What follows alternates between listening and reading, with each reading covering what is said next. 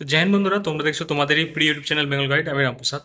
তো কিছু বাস্তব কথা তোমাদেরকে শেয়ার করি, যেটা না করলেই নয় বা করাটাও উচিত নয়, তবুও তোমাদের সঙ্গে শেয়ার করি।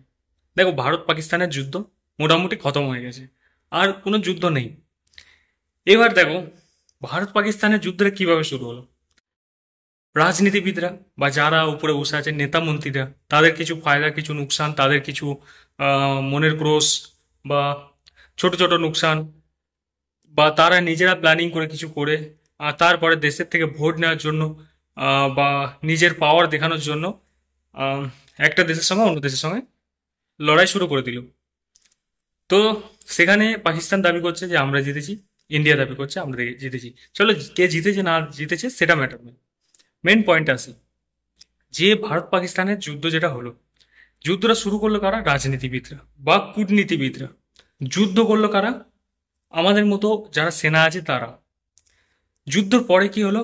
যুদ্ধর পরে হাত মেলালো রাজনীতিবিদরা, একজন অন্যজনের বা কূটনীতিবিদরা হাত মিলিয়ে নিল তারা, যে যুদ্ধ শান্ত হয়ে গেল। আমাদের মতো গরিব মানুষের মারা বা ফ্যামিলিরা যারা নিজের ছেলে বা সন্তানকে দিয়েছিল, লোকসান হলো তাদের। অনেক দেখলে যে তোমাদের শহীদ হয়েছেন, তো তারা শুধু সেই কবর পেল, তাদের লাভ কিন্তু কিছু হলো না। তাহলে আমাদের মতো পরিবারের যারা সন্তান দিয়েছিল দেশের জন্য, তা হলো তাদের নুকসান, তাদের ছেলে চলে গেল কবরে বা শ্মশানে। ঠিক আছে? আর নুকসান কাদের হলো? যারা গরিব মানুষ, রোজ নিয়ে আসে, রোজ খায়, লেবারের কাজ করে, তাদের। কারণ সমস্ত জিনিসের কিন্তু জিএসটি প্লাস দাম বৃদ্ধি হয়ে গেল, মার্কেটে ধস নেমে গেল। তো এতে কি বুঝলে? যুদ্ধ শুরু করছে রাজনীতিবিদরা, ফায়দা নিচ্ছে তারা, নুকসান হচ্ছে আমাদের মতো ফ্যামিলি যারা সন্তান দিয়েছে দেশের জন্য। নুকসান হচ্ছে আমাদের মতো গরিব ব্যক্তি যারা রোজ নিয়ে আসে, রোজ খায়, সমস্ত জিনিসের দাম বেড়ে গেল। এইটার পরে, যুদ্ধটার পরে, শান্তি হওয়ার পরে তোমরা কি বুঝলে অবশ্যই কমেন্ট করে জানিও। আর দেখো, চাहे যে যতই বুঝুক না বুঝুক, আমি যেটা বুঝেছি যে দেশ একমাত্র আমাদের মতো পরিবারের যারা দেশের প্রতি ভালোবেসে তার সন্তানকে দিয়েছে তাদের।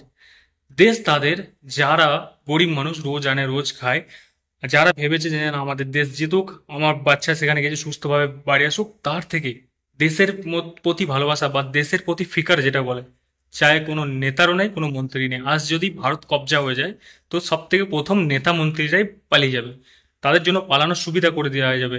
যে ভারতীয় সেনা বা এয়ারফোর্স তারা নিজেরা গিয়ে তাকে অন্য কান্ট্রিতে সেফলি ছেড়ে দিয়ে আসবে, কিন্তু সেই সেনারাই প্রথমে মরবে, তাদেরকে জেল হবে, তাদের টর্চার হবে। যারা বড়লোক সমস্ত কিছু টাকা পয়সা দিয়ে সেটেলমেন্ট করে নেবে, তাদের বিজনেস সেরকমই চলবে, কিছু একটা ড্রিল হয়ে যাবে।